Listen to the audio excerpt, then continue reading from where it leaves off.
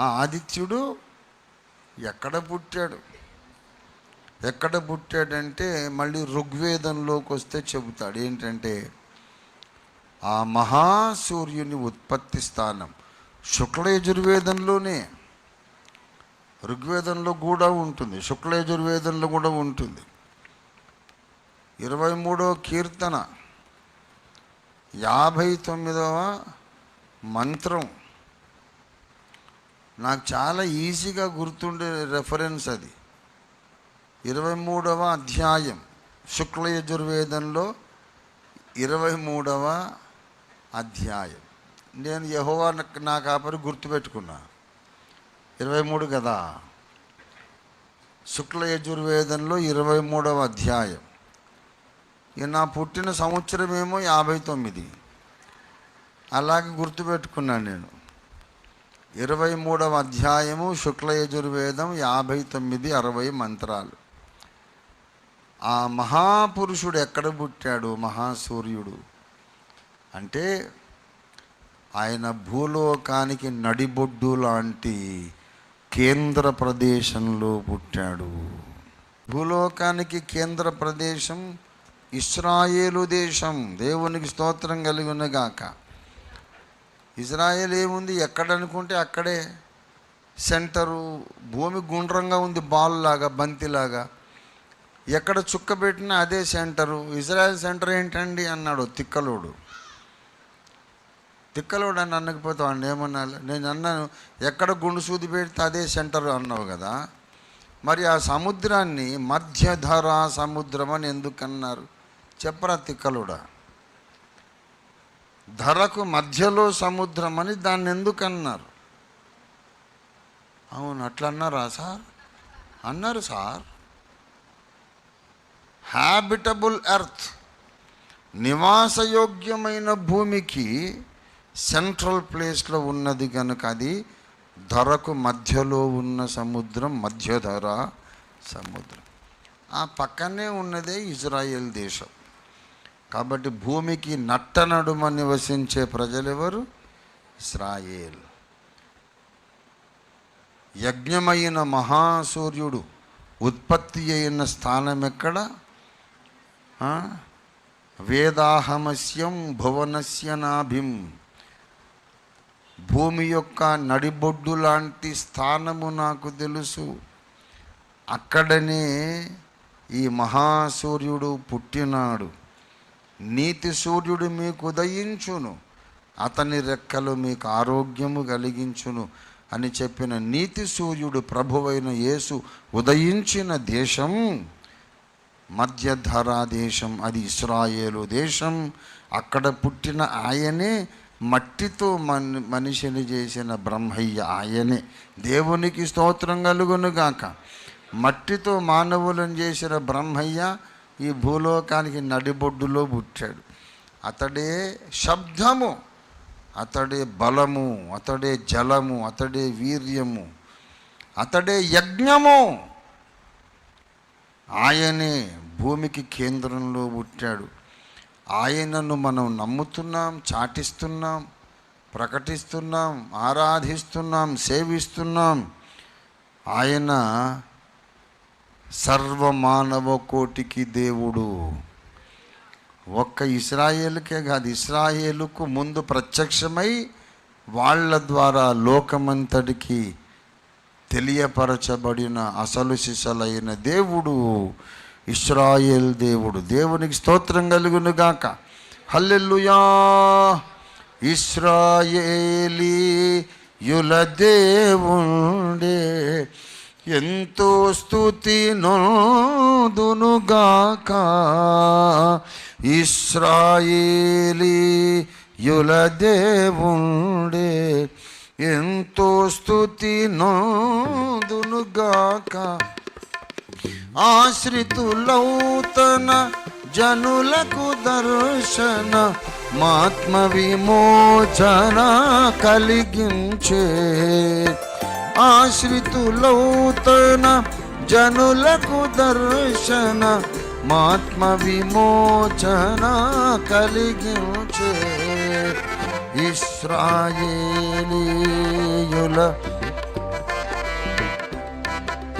స్తుతి నోదునుగాక. జనక పుత్రాత్మ దేవునికిలలో ఘనత మహిమ కల్గునుగాక.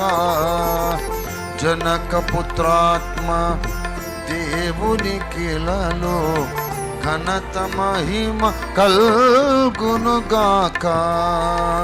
మునిపుడెప్పుడు దనరినట్లు యుగ ములకును దనరారునుగాక. మునుపిపుడెప్పుడు దనరినట్లు యుగ ములకును దనరారునుగాక. ఇశ్రాయేలీయుల దేవుడే ఎంతో స్తుతి నొందునుగాక. దీనిని గూర్చి ప్రవక్తల నోట దేవుడు పలికించెను తొల్లి. దీనిని గూర్చి ప్రవక్తల నోట దేవుడు పలికించెను దొల్లి. మానక మన పితరులగరు నింపగ మహిలోనని బంధన చేసే. మానక మన గరుణ్యోపగ మహిలోనని బంధన చేసే. ఇశ్రాయేలీయుల దేవుడే ఎంతో స్తుతి నొందునుగాక. ఇశ్రాయేలీయుల దేవుడు అంటే ఇరానోళ్ళ దేవుడు, భారతీయుల దేవుడు, టిబెటన్స్ దేవుడు, ఐగుప్తీయుల దేవుడు, గ్రీకు వాళ్ళ దేవుడు, గ్రీసు దేశస్తుల దేవుడు.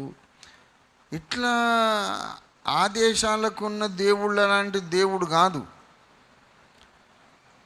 ఈయన ఒక్కడు ప్రత్యేకం. అన్ని దేశాలకు వాళ్ళ దేవుళ్ళు ఉన్నారు. ఇశ్రాయేలుకు మాత్రం మట్టితో తొలి మానవుడిని చేసిన బ్రహ్మయ్య దొరికాడు. దేవునికి స్తోత్రం కలుగునుగాక. హల్లెలూయా.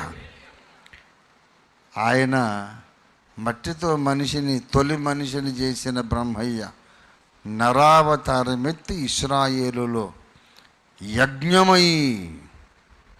శుక్ల యజుర్వేదం 23వ అధ్యాయం, శుక్ల యజుర్వేదం 31వ అధ్యాయం, ఈ అధ్యాయాలను ఆయన నెరవేర్చి యూదా ప్రవక్తల ప్రవచనాలను కూడా నెరవేర్చి ఆయన పిలుస్తున్నాడు. ఏమని? ప్రయాసపడి భారము మోసుకొనుచున్న సమస్త జనులారా నా యొద్దకు రండి. అందరూ నీ దగ్గరికి ఎందుకు వస్తారయ్యా అంటే, మీ అందరి తాతని చేసింది నేనే కాబట్టి నా దగ్గరికి రండిరా మీరందరూ. అక్కడక్కడ తిరగకండి. అడవిలో దారి తప్పి తిరిగినట్టు, అడవిలో దారి తప్పినట్టు తిరగకండి. మీ అందరి first progenitor of human rice, మానవ జాతి యొక్క ప్రప్రథమ తండ్రి, వాణ్ణి మట్టిలోంచి చేసినోని నేను కాబట్టి మీరందరూ నా యొద్దకు రండి అంతే. దేవునికి స్తోత్రం. ఇశ్రాయేలులో పుట్టాడు కనుక ఇశ్రాయేలు దేవుడు.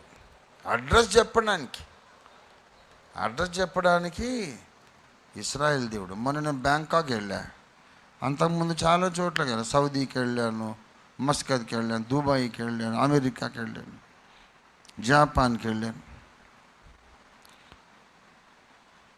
రంజిత్ ఓఫీర్ ఫ్రమ్ హైదరాబాద్ అని పిలుస్తారు. హైదరాబాద్ అయితే ఇక్కడికి ఎందుకు వచ్చావంటే, హైదరాబాద్లో పుడితే హైదరాబాద్లోనే ఉండాలన్నట్టు కాదు. ఫలానా దేశంలో పుట్టినోడని అడ్రస్ కోసం చెబుతున్నాం బాబు, అక్కడే ఉండాలని కాదు. ఆయన సర్వదేశములకును దేవుడు. దేవునికి స్తోత్రం కలుగును గాక.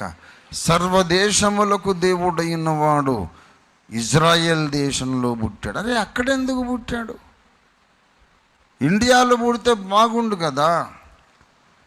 మనకి పంచాయతీ లేకపోవును కదా. అన్ని దేశాలకు దేవుడు రైటే, అన్ని దేశాల కొరకు యజ్ఞమైనాడు, బాగానే ఉంది. అదేదో మన ఇండియాలో జరిగితే మనకి చిక్కు లేకపోను కదా, హ్యాపీగా నమ్ముకునే వాళ్ళం కదా. కంప్యూటర్లు అయితే ఎక్కడ తయారైన తెచ్చుకుంటాం సిగ్గు లేకుండా. కార్లు, టీవీలు, మొబైల్ ఫోన్స్, టెక్నాలజీ ఎక్కడ పుట్టినా తెచ్చుకుంటాం సిగ్గు లజ్జ లేకుండా. దేవుడు మాత్రం ఈడ పుడితేనే అంటాం. ఎందుకంటే మనకి సిగ్గు లేదు కదా. అవును, ఆయన కూడా అనుకున్నాడు, ఇట్లాంటి వాళ్ళు ఇక్కడ ఉన్నారు, టెక్నాలజీ కానీ ఇంకా మిగతా సౌకర్యాలు, డబ్బులు ఏ దేశం నుంచైనా తెచ్చుకుంటారు. దేవుడు ఒక్కడు మాత్రం బయట నుంచి వస్తే కాదు, ఇక్కడి నుంచే రావాలనే తిక్కలోళ్ళు ఇక్కడ ఉన్నారు. కాబట్టి నేను ఇండియాలోనే అవతరిద్దామని ఆ స్వామి ఆలోచించాడు. కానీ దానికి ఋగ్వేదం అడ్డొచ్చింది, శుక్ల యజుర్వేదం అడ్డొచ్చింది. అరే ఇండియాలో ఎట్లా పుడతావు స్వామి, భూమి నట్ట నడుమ లోకానికి భువనానికి నడిబొడ్డు లాంటి దేశంలో పుడతానని ముందు మహర్షుల ద్వారా రాయించావు కదా.